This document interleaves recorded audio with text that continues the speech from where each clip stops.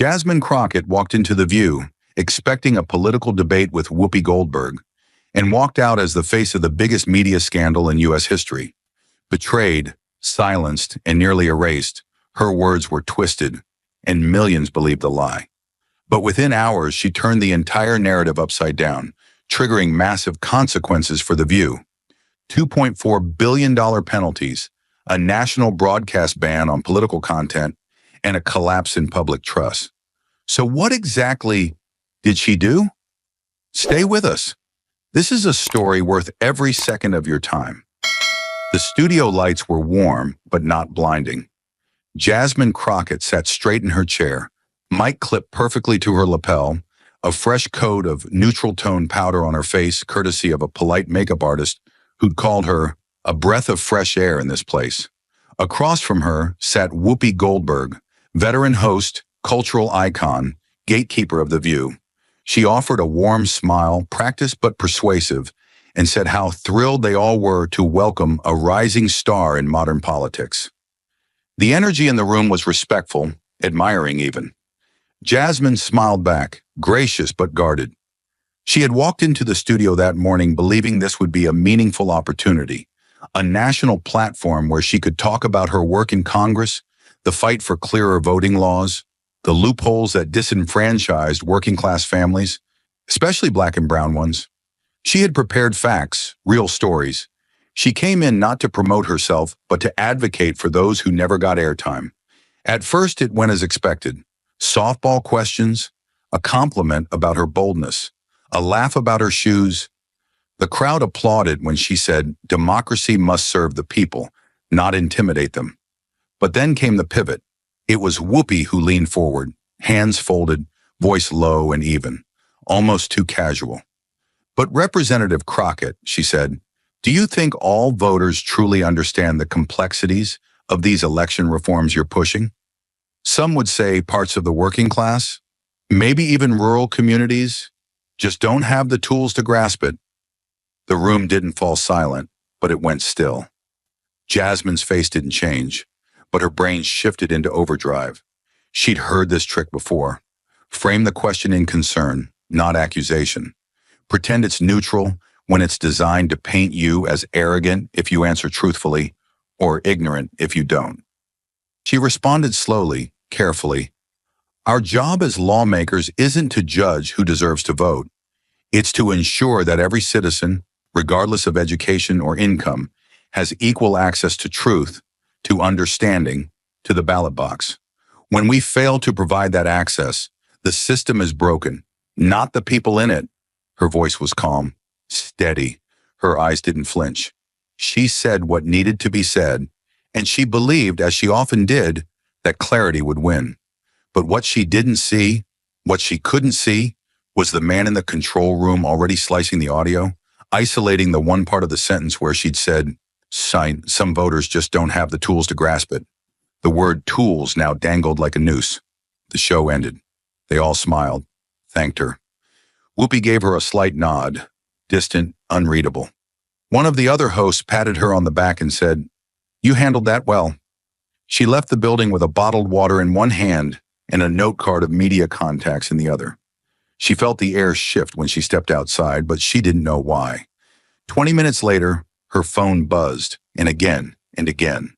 By the fourth vibration, she saw the headline on her screen, plastered across 5 different political pages. Jasmine Crockett, "Working class voters aren't informed enough to vote." It wasn't a quote. It was a weapon. The clip, short, slick, and damning, was everywhere. No context, no tone, no full sentence. Just her face frozen mid-expression, saying words she never meant as they now appeared. The comments flooded in, furious, mocking, racist, threatening. TikTok turned it into a joke. Twitter made it into a war. Journalists were already writing opinion pieces about elitist politicians who think they're smarter than the people. Her staff called her in a panic. "It's going viral," someone whispered, "and not the good kind." Jasmine sat down in her car and watched the clip again. Once, twice, 10 times. She studied it like a detective staring at the moment the gun went off. Except in this case, she was the one shot, and the bullet was her own voice, ripped out of meaning, fired by someone else's agenda. She had walked onto that stage believing in discourse, and now with her phone still buzzing and her inbox filling with hate, she realized what had really happened. They didn't ask her to speak. They asked her to walk into a trap, with Whoopi Goldberg holding the microphone and the cameras already rolling. And now they had the footage to bury her. She had gone on television to speak about justice, but now injustice was roaring back at her, fast and vicious, from every corner of the internet. The backlash didn't wait for sunrise. It came crashing through the night like a tidal wave, flooding every part of her life. By 2 a.m., Jasmine's inbox was packed with cold, brutal subject lines. Funding suspended. Campaign support withdrawn. Partnership terminated. A key donor she had spent months building trust with backed out, claiming her image was now too controversial to align with. Another email showed a short, gutting message from a top political strategist. We're dropping her. Too risky now. Then came the blow that nearly stopped her breath. The United Justice Caucus, a progressive alliance she had helped build, publicly cut ties with her, calling her a source of division. Jasmine stared at the statement, her phone trembling in her hand. These were people who had marched beside her, stood behind her bills, shared meals, secrets, and strategy. Now, with one post, they erased her like she was nothing. The night felt like it was closing in, heavy and airless. The truth she had defended was now being twisted into a weapon, and the people she had trusted most were watching from a safe distance, choosing silence. Every hour made it worse. Her campaign tour was canceled in one call. Too much noise, we can't protect you. Her press secretary quit the next morning. Volunteers vanished without a word. Journalists dug into her old speeches, her college essays, her tweets from 2015, anything they could spin into more fire. On cable news, a commentator with a smug grin called her a perfect example of what happens when ego outpaces intellect. Laughter followed. They weren't arguing with her. They were tearing her apart for sport. Jasmine watched it all from her living room, sitting in silence as everything she had built was demolished in real time. And the scariest part? Not the hate, but the silence. Not a single ally stood up for her. Not a mentor, not a friend. It was as if the moment she became bad for optics, she stopped being human. They didn't want her burned at the stake. They just didn't care if someone else lit the match. While Jasmine was being publicly dragged through the fire, one person on her team chose not to panic, not to retreat, but to investigate. And what he uncovered, hidden deep in the data, would expose something far more dangerous than a bad edit. Malik wasn't just Jasmine's digital strategist. He was her firewall, the one who stayed up during campaign launches, who built systems from scratch, who caught trolls before they went viral. He had always been suspicious of noise that came too fast, and this time the noise came like an avalanche. Perfectly timed, perfectly clipped, perfectly damning. Something about it screamed artificial, manufactured. So as Jasmine tried to hold herself together in the middle of a political storm, Malik locked himself inside his apartment and went to war with the data. He didn't eat, didn't speak. He pulled the original video from multiple sources, and when he opened the first file, the problem hit him like a punch to the chest.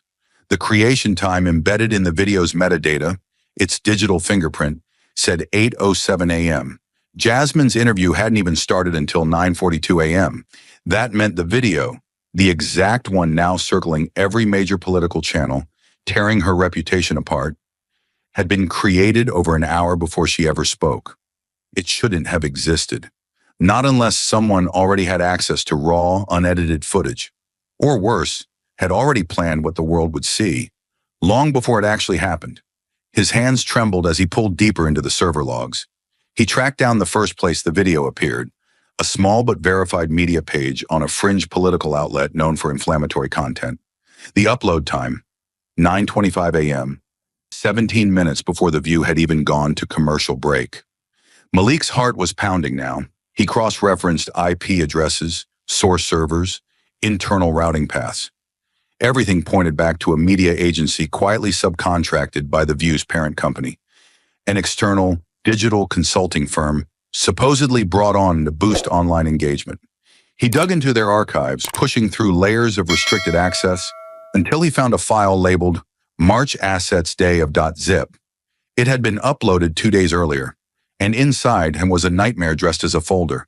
There were pre-made graphics, captions, tags, engagement templates ready for every platform. But the thing that stopped his breath was the clip itself, the same 13 seconds that had been used to destroy Jasmine, sitting there in its final form, edited and ready, before the cameras had even rolled. He clicked through the accompanying documents. Headline drafts: Crockett alienates working class? Voter elitism from the left? He read through email threads between producers and editors. One message made his skin crawl. It read, "If she keeps it boring, trigger Plan B. Pull soundbite from pivot question. Go with tone of certainty. Use Whoopi as soft let in. Public trusts her." Malik's body went cold. This wasn't an accident. It wasn't reactionary. It was strategy. Jasmine had walked into a set already preloaded for character assassination. They hadn't waited to see if she'd make a mistake. They'd built one ahead of time. They had prepared a version of her that the world was meant to hate, edited with surgical precision, timed to detonate on cue, delivered by people who smiled while handing her the mic. The show had always been rigged. He leaned back from the screen, breath shallow, hands clenched into fists. Jasmine hadn't lost control. She hadn't been too bold or too blunt or too anything. She had been hunted, with code, with cameras, with contracts.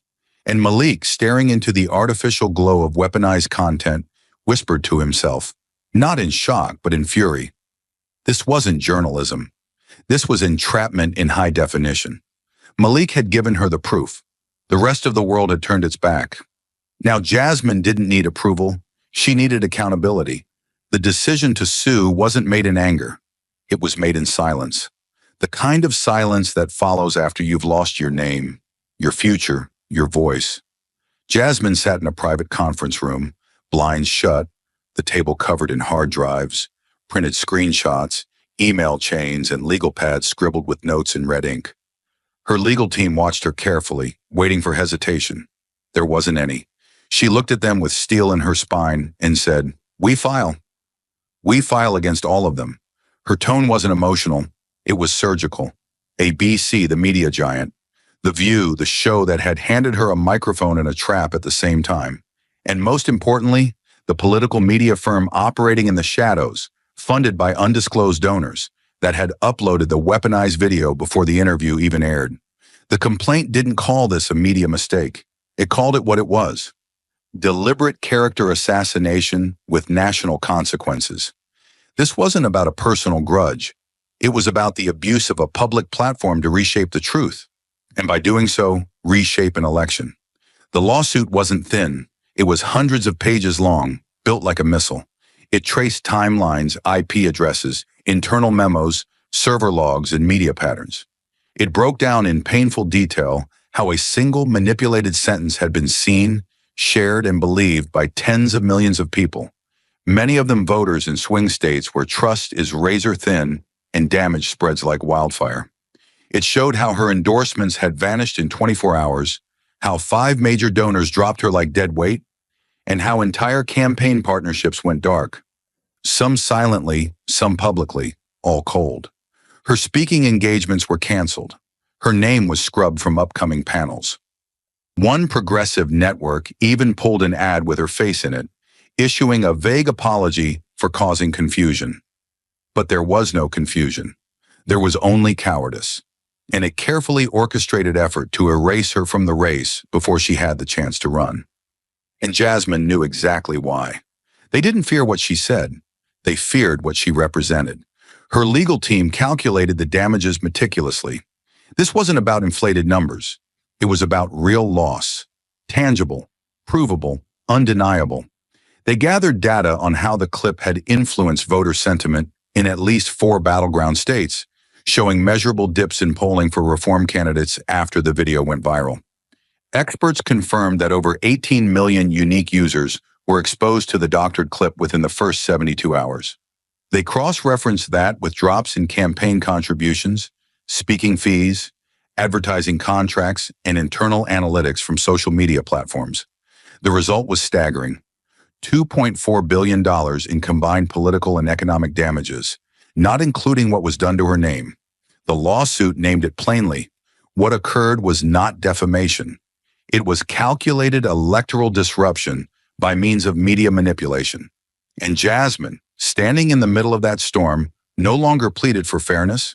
She demanded justice, not just for herself, but for every voter who had been lied to, every truth that had been silenced, and every woman who had ever been handed a platform just to be pushed off it.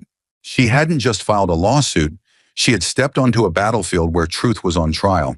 And when the doors of the courtroom finally opened, the air inside felt like the edge of a storm. From the moment the judge entered, you could feel it. This wasn't going to be another legal formality. This was war in suits and silence. The federal courthouse in D.C. buzzed with tension that no one dared speak out loud. Press lined the back wall, their pens twitching, cameras blinking like nervous eyes.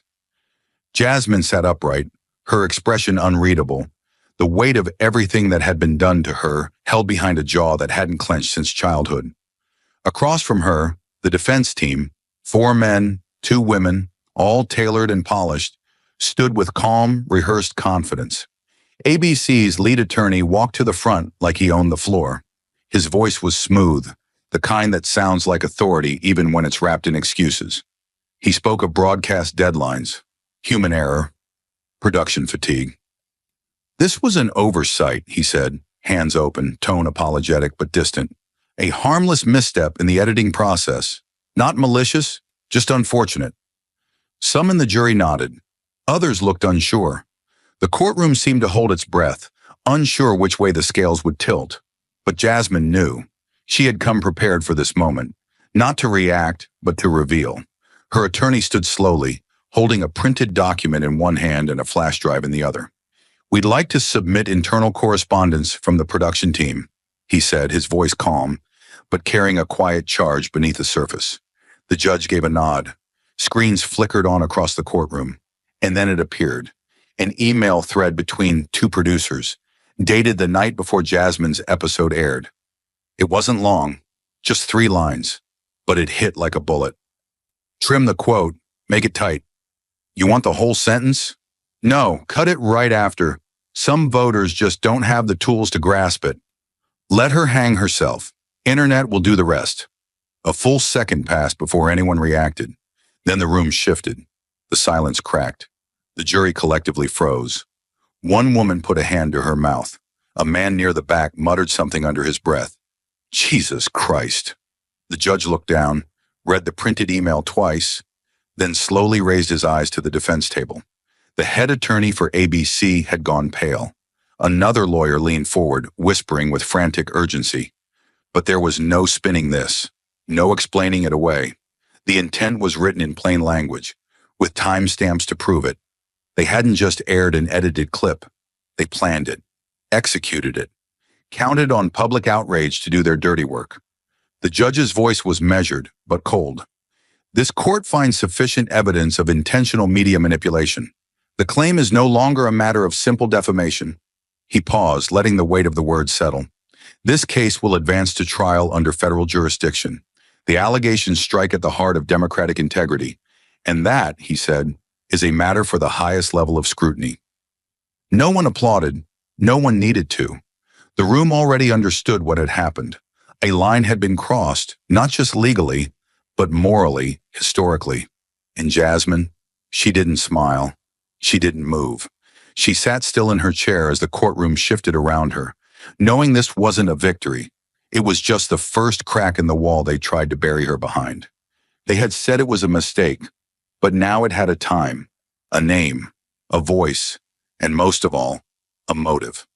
The court had heard about manipulation, intent, and betrayal, but nothing had yet revealed the scale of the damage, until now. They dimmed the lights in the courtroom as the data analyst stepped up to the witness stand. He wasn't dramatic. He didn't need to be. The screen behind him did the talking, a map of the United States glowing red, yellow, and white, with 4 states pulsing like open wounds.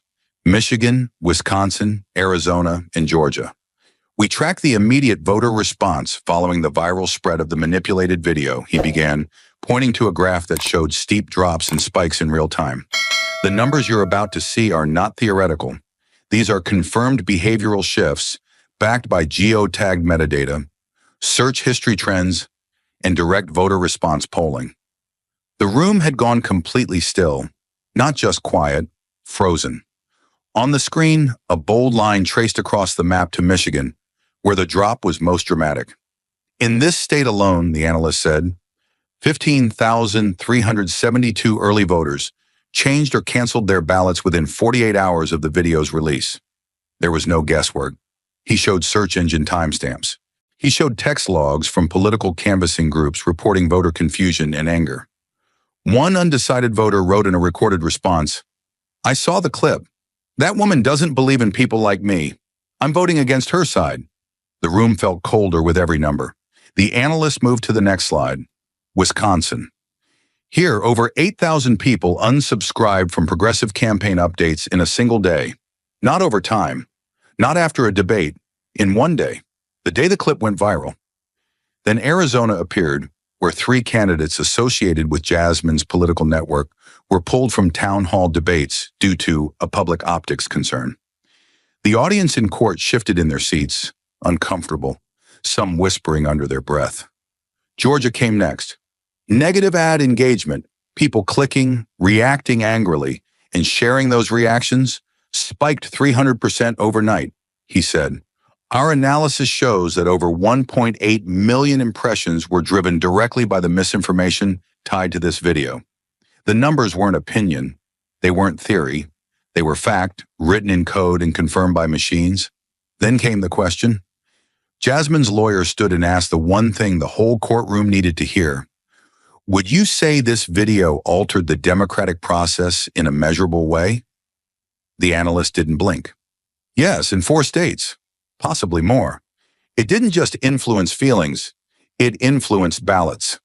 That moment shattered whatever illusion remained. Not even the defense attorneys could meet the jury's eyes.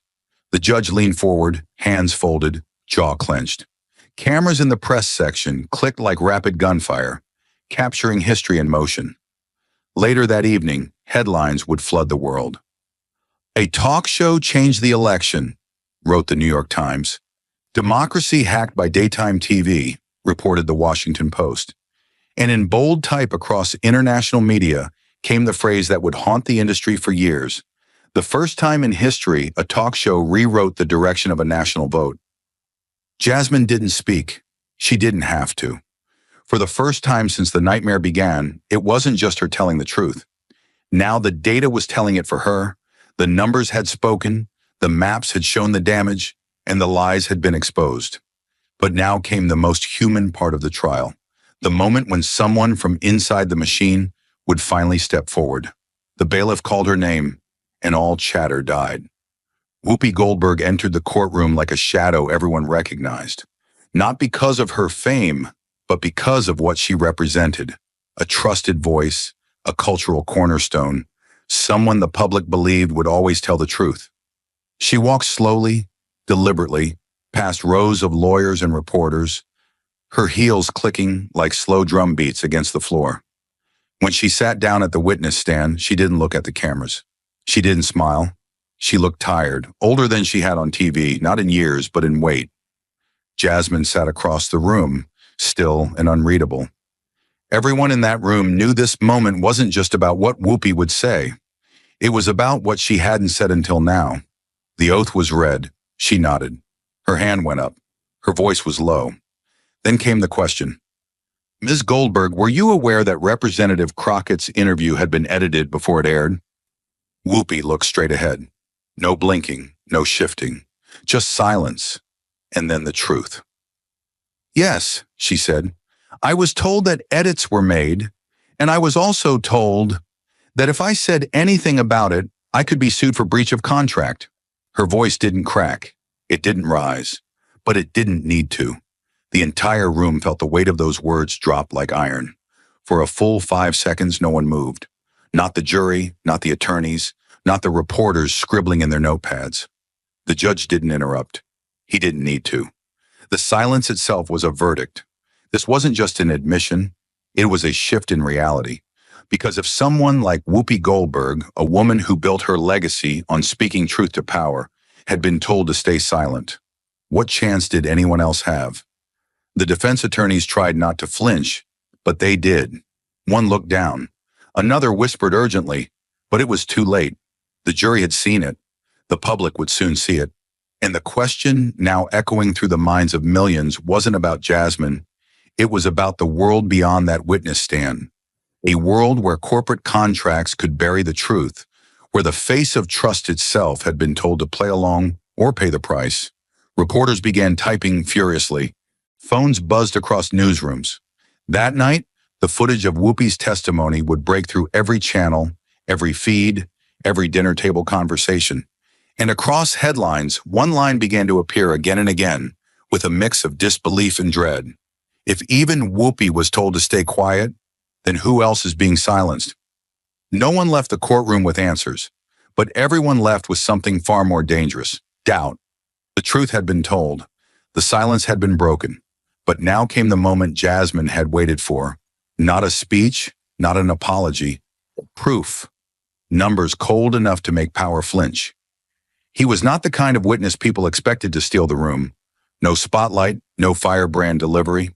Just a man in a gray suit with wire-rimmed glasses, sleeves rolled halfway, and a laptop he guarded like a loaded weapon. The courtroom didn't lean in because of his voice. It leaned in because of the gravity of what he brought with him. Data.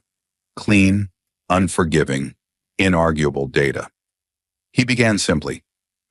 "We conducted a full digital impact analysis," he said, nodding toward the monitors, "to determine the financial and political damage caused by the video in question." No one blinked.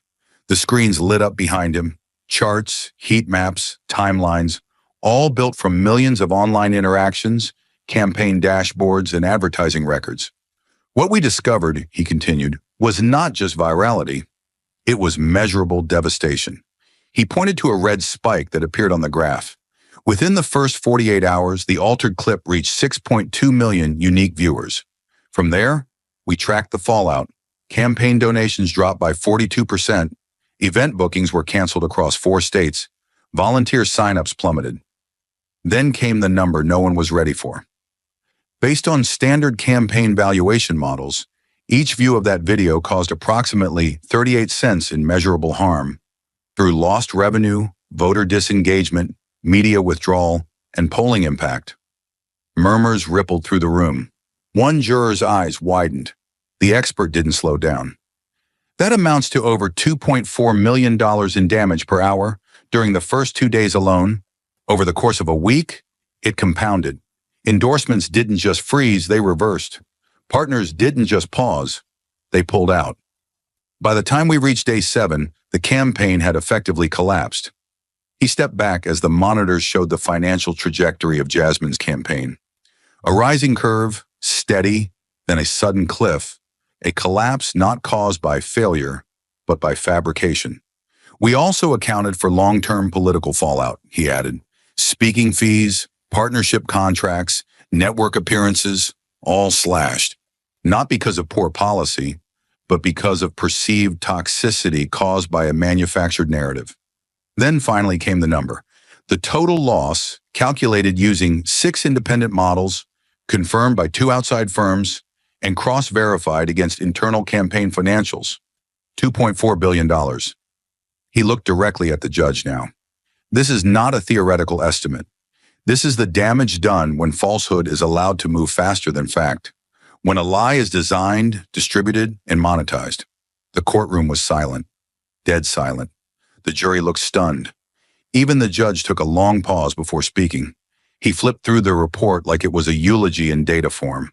Line by line, reading not projections, but post-mortem. "This court," he said slowly, "accepts the economic findings presented as valid, verifiable, and grounded in sound financial methodology. This is not speculative injury. This is proven harm." The words rang like a gavel. Jasmine didn't react. She didn't nod, didn't breathe heavy. She just looked at the number on the screen. $2,400,000,000. Not as a victory, but as a sentence. That was what it cost to take her voice, twist it into a weapon, and fire it at her own future. And now, finally, they would have to pay for every single cent of it. Everything had built to this. The lies, the trial, the silence, the numbers. And now, with the nation holding its breath, the judge prepared to speak not just to a courtroom, but to history. He returned to the bench without ceremony, but the weight of what he carried could be felt in every step. The courtroom stood, then sat again as he adjusted his glasses and looked down at the file that would soon become precedent. No one breathed. No one moved. Jasmine sat at the plaintiff's table, hands still, eyes forward. The judge's voice was calm, but every word felt like it was carved in stone. This court, having reviewed the full scope of evidence, financial documentation, expert testimony, in digital records, he said, pausing only once, finds the defendants legally and ethically responsible for intentional manipulation of public discourse and reputational harm on a national scale. He looked directly at the defense. Accordingly, this court orders that ABC News and its subsidiary program, The View, are liable for compensatory and punitive damages totaling $2.4 billion. Gasps swept through the room like a gust of wind. Even the reporters, trained to remain composed, dropped their pens for half a second. But the judge wasn't finished. In addition, he continued, the external political media firm responsible for preparing and distributing the edited clip, prior to broadcast and with the intent to incite public backlash, will have all domestic and international financial accounts immediately frozen. Their executive board will be referred to federal prosecutors for criminal investigation. He turned the page slowly, deliberately. Finally, this court imposes a 12-month moratorium on ABC's right to air political content across all platforms, digital and televised. This includes coverage, commentary, and affiliated media distribution. The courtroom didn't erupt. It sank. The weight of the ruling didn't provoke noise. It provoked stillness. The kind of stillness that meant something permanent had just shifted in the foundation of power. The kind of stillness that meant a message had been sent. Truth is not entertainment, and when you turn it into a weapon, there is a price. Jasmine sat perfectly still. She didn't cry. She didn't break. Her hands stayed folded as if the storm was still raging inside her, and she was the only one holding the line. Her attorneys glanced at her, unsure whether to celebrate or exhale. She offered them no cues. Reporters surged outside. Flashes fired like lightning, and when Jasmine finally stepped out into the daylight, a dozen microphones rushed toward her. Cameras were already live.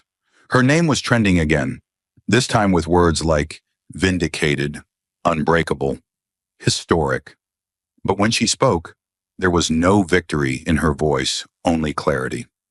I will not be continuing my campaign, she said, and the crowd visibly recoiled.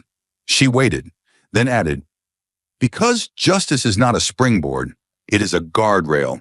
It's not meant to lift a person up. It's meant to hold the powerful back. She didn't need to say more. She had already said everything in the courtroom, with her silence, with her refusal to vanish, and now with her refusal to exploit her own victory. She had come for accountability. She had gotten it, but she had never been interested in turning a courtroom into a throne. She had drawn a line and made the world look at it. And from that day forward, every network, every candidate, every viewer who watched the news with blind trust would remember what it had cost to finally tell the truth. The verdict echoed far beyond the courtroom, into studios, strategy rooms, and Senate chambers, because this time justice didn't stop at the individual. It demanded a system be rebuilt from the ashes of a lie. In the months that followed the trial, America felt like a nation staring at its own reflection, and for the first time, not recognizing what it saw. Public trust in televised media dropped to historic lows. Networks scrambled to issue internal reforms. Production teams across the country went silent, huddled behind lawyers and PR consultants, unsure of which email might be subpoenaed next. But the shift didn't come from panic. It came from pressure. Citizens, enraged and awakened, flooded congressional offices with letters, calls, and online petitions demanding reform.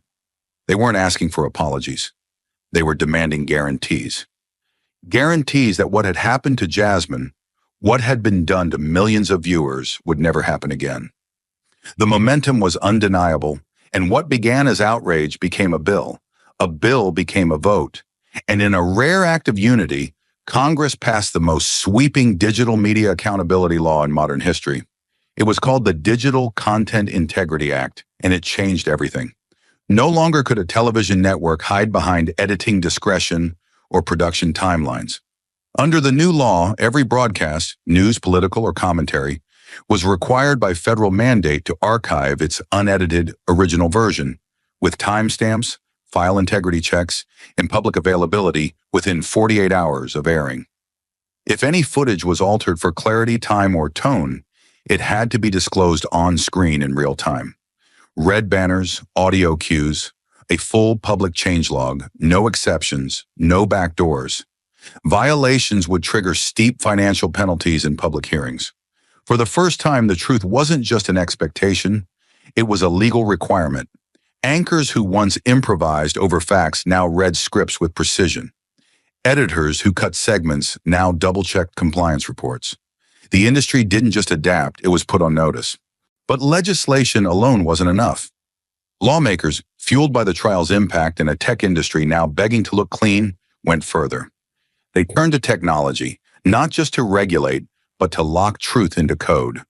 The government partnered with independent cryptography firms to design a national blockchain ledger for all broadcast content. Every frame, every word, every edit made to a live or pre-recorded segment would be timestamped, encrypted, and written into a decentralized chain that could not be altered, forged, or erased. The media could still shape narrative, but it could no longer rewrite history. If a network cut 5 seconds from an interview, that cut was documented forever.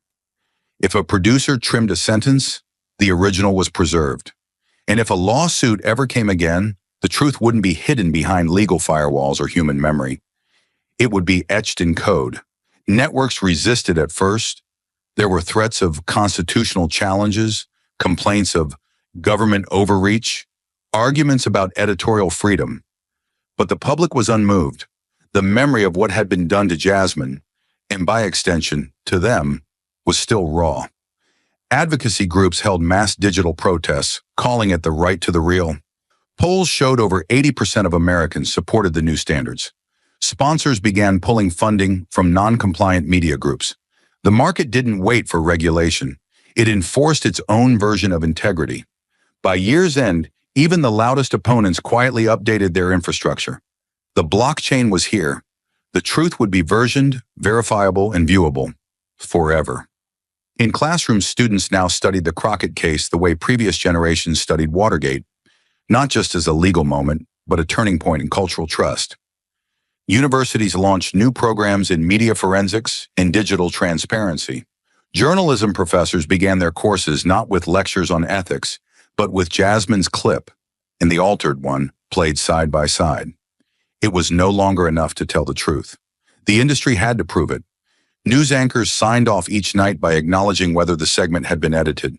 Producers appeared in post-credits to list compliance certifications. For a nation that once confused outrage with information, it was a painful but necessary evolution. One Jasmine never asked for, but one she had earned. She didn't return to politics. She didn't need to. Her voice became something greater than a campaign. It became a standard. Quietly, in cities and states across the country, candidates running for office began adopting voluntary transparency protocols modeled after the federal law. Full footage or no footage became a grassroots slogan. Even influencers and podcasters began noting edit cuts and offering raw versions for public review. The culture had changed, not because one woman demanded it, but because one lie had gone too far, and the truth, once cornered, had finally fought back. Years later, when a young journalist asked Jasmine how it felt to reshape the media without ever holding office again, she smiled, not bitterly, but with a weight that never really left her shoulders. "Power doesn't need a title," she said. "It just needs a line that no one's allowed to cross." And now, for the first time in a very long time, that line was written into law. And this time, the cameras didn't dare look away. The laws had changed, the networks had bowed, but the greatest shift wasn't written in policy or blockchain. It was in the hearts of a generation watching one woman refuse to break. They didn't call her a politician anymore. They called her something harder to define: a symbol, a standard, a storm that wouldn't pass quietly. Jasmine Crockett had walked through fire the system had lit beneath her, not only surviving it, but forcing the architects of that fire to answer for every spark. She didn't climb the ladder of power. She torched it and made a new one, built on accountability, resilience, and absolute refusal to sell truth for convenience. She was the first in a long time to win something so massive and still say no to the spotlight that came after it. That's what stunned people most. She could have run, could have claimed the momentum, could have accepted book deals, TV offers, even floated a Senate bid. Instead, she stepped away from the podium, turned her back on the stage and said, "Power without principle is just performance, and I'm not here to perform." In a world desperate for clean narratives and brand-friendly heroes, Jasmine chose to be something messier, real. Her story spread without ads, without handlers, without spin. It spread because people recognized the fire in her as the fire in themselves, especially the young, especially those who had been told to sit still, smile politely, and wait their turn. She hadn't waited, and she hadn't smiled, and she sure as hell hadn't stayed still. In classrooms and rallies and town halls and TikTok feeds, she became the face of a new kind of leadership, one that didn't care about favor, but about fact. A leadership that wouldn't dress injustice in polite language, wouldn't confuse compromise with silence. Young activists quoted her final courtroom speech like gospel. "Justice is not a ladder, it's a boundary." Murals appeared in cities where she'd never even campaigned. Jasmine painted not with a crown, but with a gavel in one hand and a redacted headline in the other. Not a queen, not a candidate, something far rarer, a survivor who didn't just survive, but rewrote the terms of survival. Universities restructured entire ethics courses around her case. Not just law schools, but media departments, political science programs, and even marketing classes, studying her not as a victim of scandal, but as a case study in what happens when integrity becomes resistance. She was invited to speak everywhere, at Harvard, at Google, at tech summits and journalism symposiums. And every time she told the same story, no polish, no preamble. She told them what it felt like to be dissected by headlines, to have your voice carved into clickbait, to watch the world believe a version of you that never existed. But she didn't speak with bitterness. She spoke with focus. You don't have to be angry to be powerful. You just have to be unshakable. And in that unshakable presence, thousands began to find the courage to stop apologizing for being loud, for being smart, for being inconvenient. But what truly defined Jasmine wasn't her speeches. It was her silence in the moments where most would have shouted. When she was offered a major party endorsement to re-enter politics on her terms, she declined without hesitation. When a global news network asked her to host a show, she responded with one sentence: "I didn't burn down a lie just to sit on its ashes." She wasn't interested in building a brand. She was building a mirror, forcing institutions, media, and voters to see themselves clearly. Not prettier, not safer, just honestly. She challenged the very idea of influence. She didn't chase virality, she challenged longevity, and slowly something extraordinary began to happen. She inspired without trying to lead, and in doing so, she led better than anyone chasing the title ever could. Students wore shirts with her courtroom quote printed in bold, black letters. Grassroots movements began citing her trial as the reason they demanded raw footage at every candidate town hall. Voters stopped asking, "Who's most electable?" and started asking, "Who would survive what Jasmine survived and still tell the truth?" And that shift, quiet but seismic, began to change the shape of elections themselves. Candidates couldn't coast on charisma anymore. They were asked harder questions. They were held to higher standards, because now there was a blueprint for what courage looked like in real time, and her name was at the top of it. She never called herself a role model. In fact, she actively refused the title. You don't need someone to follow, you need something to believe in. That's what she told a room full of high school girls in Chicago who asked how to be more like her. She didn't smile when she said it. She looked them in the eye and told them not to wait to be invited into rooms. Walk in, and if there's no chair for you, don't bring one. Bring a wrecking ball. That moment went viral not because it was scripted, but because it was true in the bone. Jasmine wasn't the symbol the media tried to cast her as. She was something rarer, a woman who refused to be owned by her own success. And that's why, years later, when people told the story of how an edited video nearly ended a career and instead ignited a movement, they didn't talk about the scandal. They didn't talk about the court case or even the money. They talked about a woman who stood when she was expected to fall, who walked away when she was expected to rise, who told the truth not for applause, but because the truth deserved to breathe.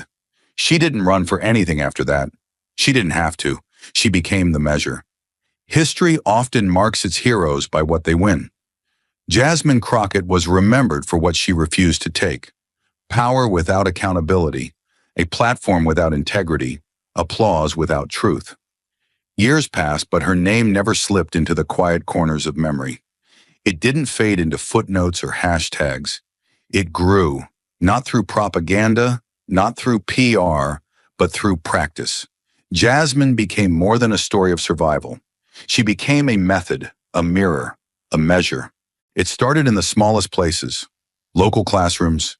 Teachers in civics and ethics began using clips from the trial as teaching tools.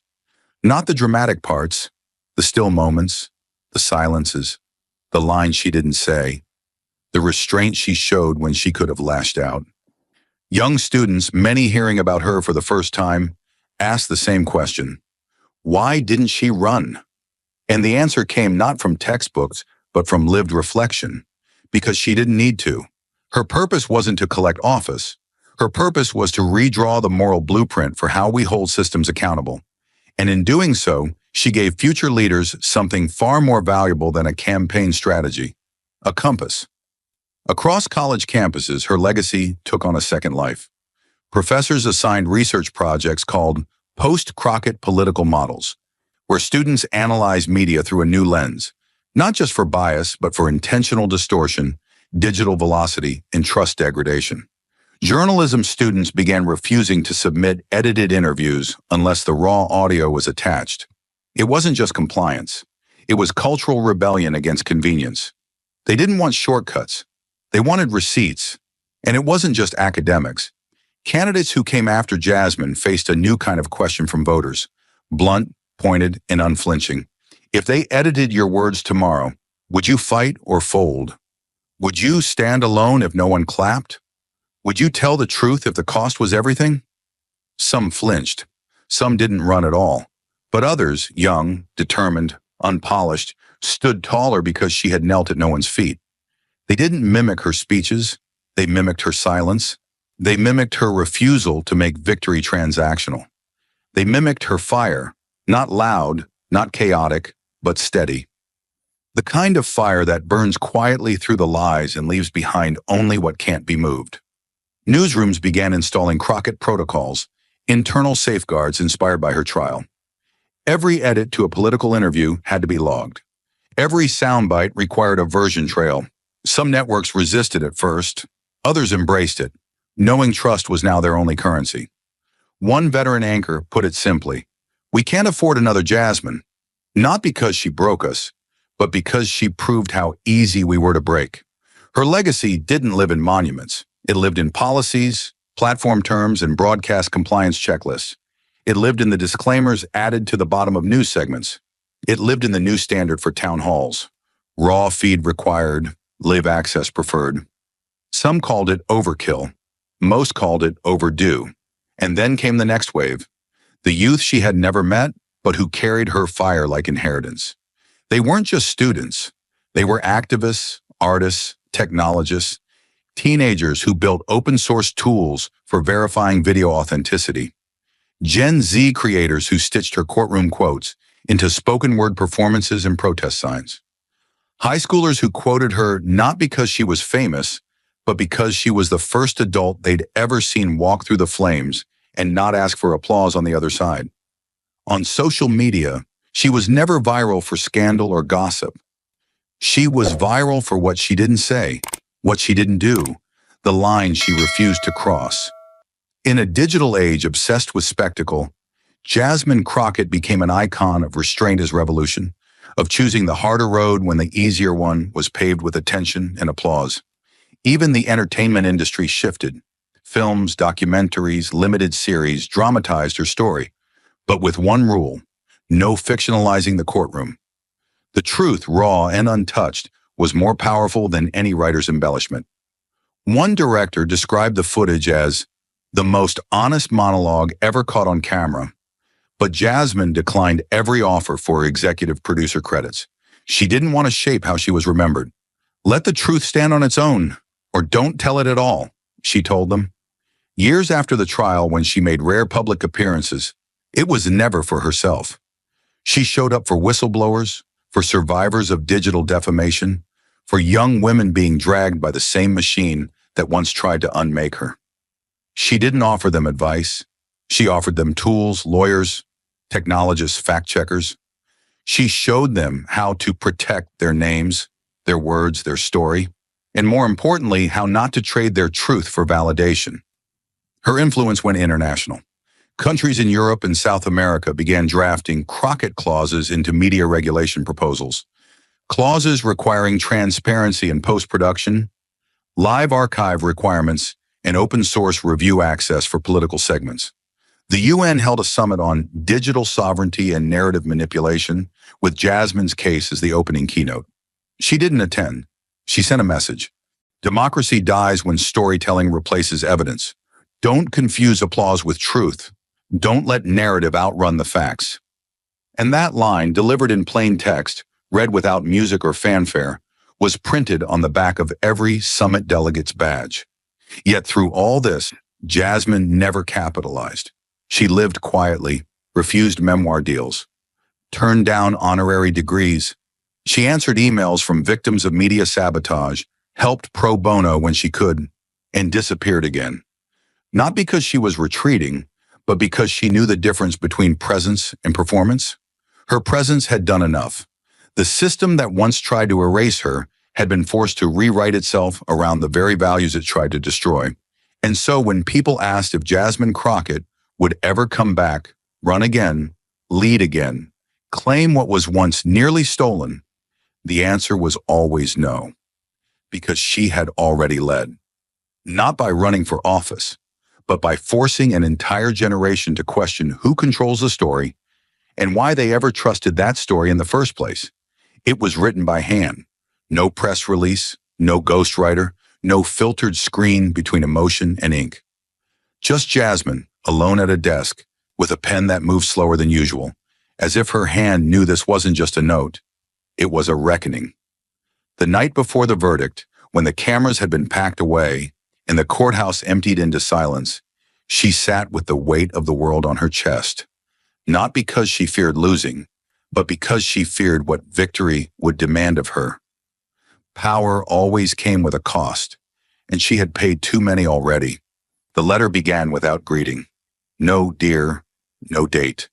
Just a plain piece of paper and the unspoken question that had haunted her through every hearing, every headline, every stare from across the courtroom. What if telling the truth isn't enough? She had walked into the trial not to win, but to draw a line in public record that would not be erased. She didn't want revenge. She wanted clarity.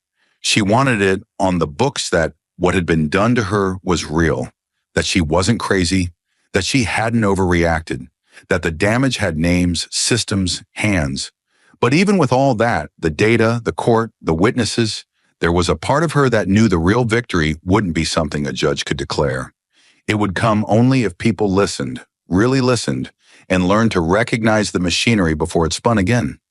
So she wrote, not to the court, not to the press, not even to the people who had betrayed her.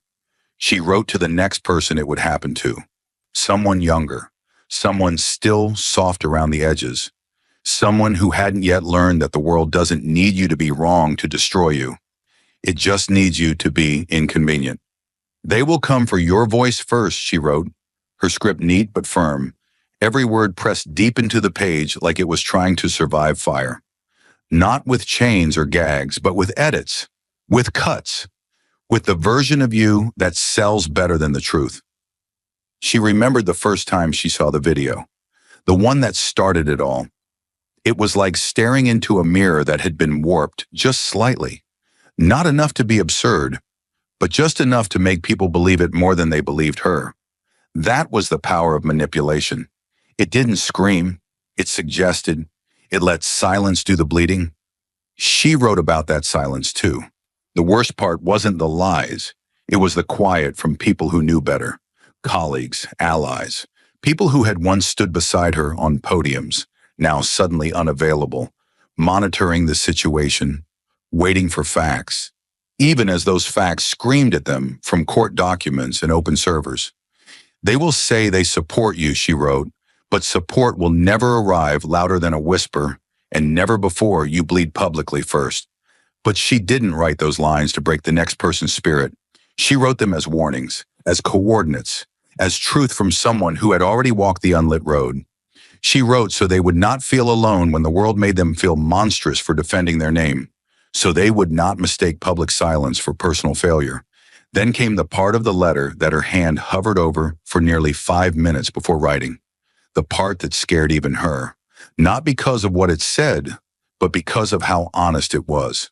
There will be a moment, maybe during the worst of it, maybe after, when they try to offer you a trade, a return, a comeback, a throne, and it will feel like justice, but it's not.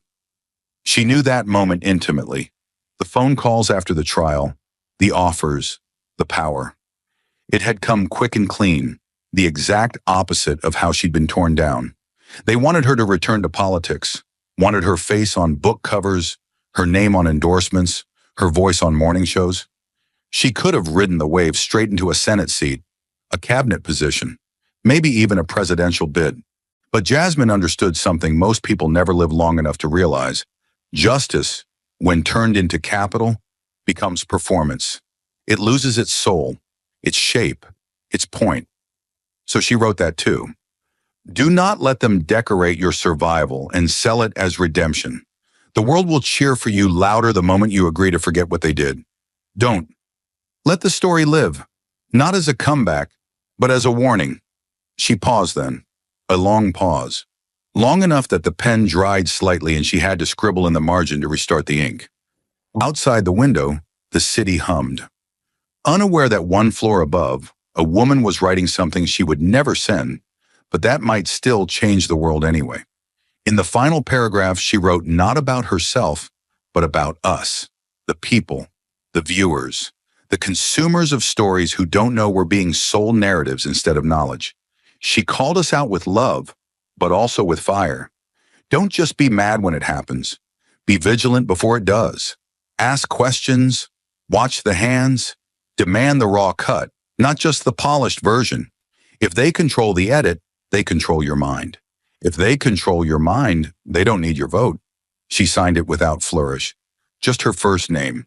Jasmine, no title, no office, no slogan. She folded the letter neatly, slid it into a blank envelope, and tucked it into a drawer she didn't open often. Not because she was afraid someone would read it, but because she knew someone eventually would. Maybe not today, maybe not for years, but someone, one day, would be in her place, targeted, twisted, isolated, and they'd open a drawer and find her handwriting and know, you're not alone. They did it to me too, and I'm still here. You will be too. She never sent the letter. She didn't have to. The world had already received everything it needed. The court gave her justice. But this letter gave the next generation a weapon, not of rage, but of remembrance. She never asked to be a symbol, but the world made her one.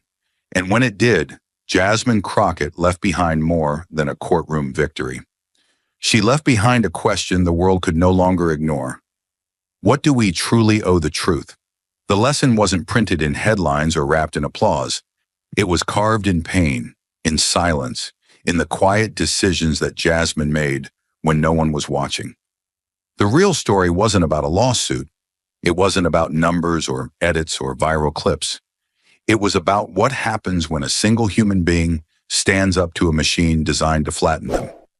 The system didn't just attack her words. It tried to erase her meaning, reshape her into a cautionary tale instead of a catalyst. And for a moment, it almost worked. But Jasmine taught the world something it wasn't ready to hear. You don't need to shout to fight back. Sometimes just standing your ground is the loudest rebellion there is.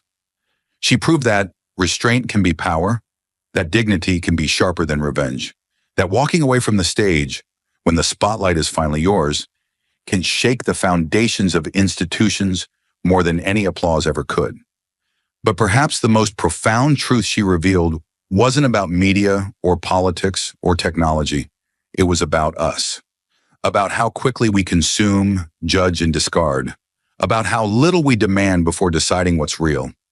Her story forced us to confront our own complicity. We click, we share, we react, not to facts, but to friction. And in doing so, we sometimes become accomplices to the very injustice we claim to oppose. Jasmine's fall and rise wasn't just her own. It was a mirror held up to every person who's ever scrolled past a lie and believed it because it felt convenient. A reminder that in the digital age, truth doesn't lose by being disproven. It loses by being drowned out. And when it is, it's not just reputations that die. It's accountability, it's democracy, it's trust. The world wanted Jasmine to be angry, wanted her to break, wanted her to either roar or disappear. Instead, she stood still and made them watch. And that stillness was the lesson, that you don't fight power with theatrics. You fight it by refusing to bend to its script. She didn't rewrite the rules with rage. She exposed the rigged game by refusing to play it. In doing so, she taught an entire generation that integrity is not passive. It is not polite. It is not comfortable. It is an act of war in a world that rewards spectacle over substance. And Jasmine didn't ask for war, but when it found her, she fought it not by burning down her enemies, but by outlasting the lie until it collapsed on its own weight. So the human lesson, the one that outlives the headlines and the hashtags, is this: protect your truth, guard it, check it, question what you're told, especially when it flatters your outrage. Don't let silence be mistaken for safety, and don't confuse noise for honesty. Jasmine Crockett didn't win because she was louder. She won because she was unmoving. She didn't let injustice rewrite her. She made it confess. And in that moment, she taught us that truth, no matter how brutal, still matters. Not because it wins every time, but because when it does, it changes everything. Even if all you do is hold the line, you are part of that change. And sometimes that is the most heroic thing a human can do. Thank you for watching until this moment and for standing with us on this journey for justice. Your support means everything. Like, subscribe, and turn on notifications so you never miss what's next. And we'd love to hear your thoughts. Leave a comment below and let us know what moved you most in this story. Together, our voices make a difference.